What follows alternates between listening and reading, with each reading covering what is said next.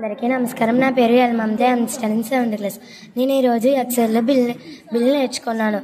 ఇప్పుడు ఒక కంపెనీ పేరు తీసుకొని టైప్ చేసుకున్నాం.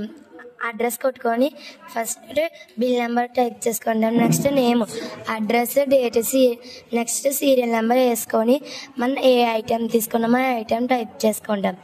నెక్స్ట్ ఎన్ని బుక్స్ తీసుకున్నామో టైప్ చేసుకుంటాం. రేట్ ఒక బుక్ 80 రూపీస్ కాబట్టి 80 రూపీస్ అని వేసుకుంటాం. నెక్స్ట్ టోటల్ రావాలంటే =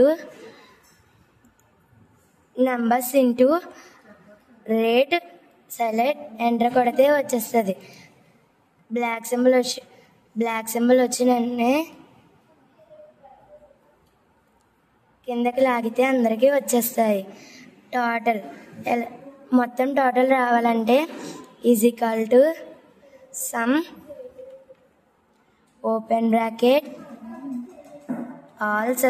ఆల్ టోటల్ సెలెక్ట్ ఎంటర్ కొడితే ఆటోమేటిక్గా వచ్చేస్తుంది.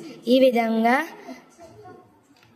కంట్రోల్ P కొడితే ప్రింట్ వస్తుంది. ఈ విధంగా నేను బిల్ అన్నది సింపుల్గా నేర్చుకున్నాను. Thank you.